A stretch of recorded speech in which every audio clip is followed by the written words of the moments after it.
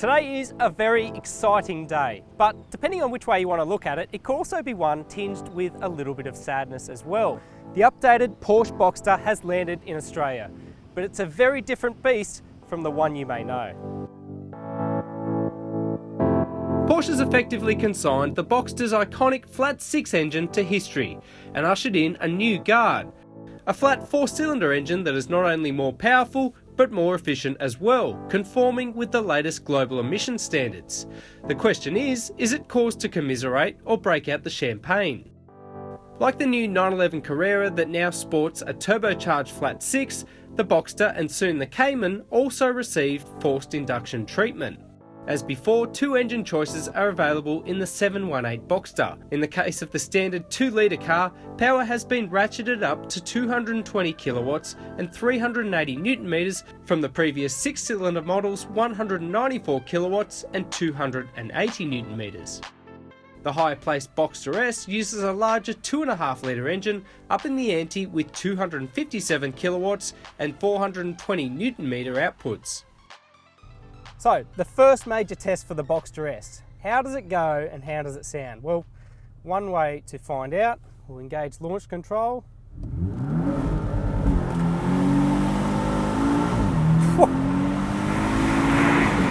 I don't know what that looks like from where you are, but from where I'm sitting, this thing definitely has a pretty decent turn of speed.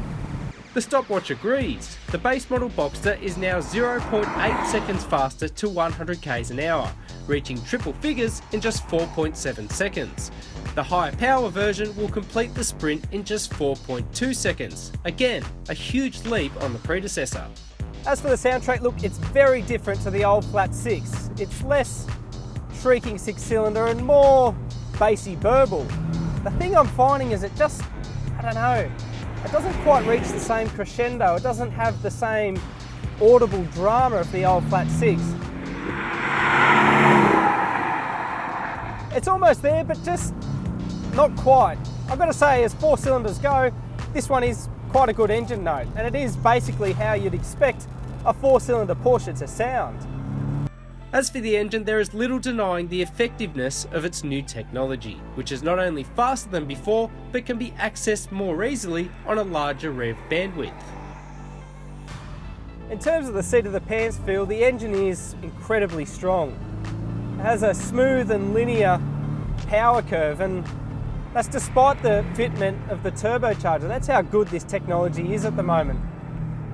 The 2.5-litre engine does have noticeably more punch than the base model Boxster, but either way, you're going to be pretty satisfied with the power delivery. It is properly sprightly. You've also got that brilliant PDK transmission. Now, yes, the purists will go for the manual option, but in terms of outright clinicalness and efficiency, it's hard to look past his 7-speed box.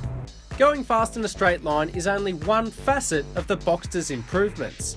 The chassis has been reworked and the steering is now modelled on that of the 911 Turbo, employing a new electromechanical system. There are also tweaks to the Boxster's brakes. Now, Porsche says the steering is about 10% more direct than before, and I've got to say, off-centre especially, the car has a really responsive feel. It means that it has a lovely positive turn-in response and allows you to really get into corners.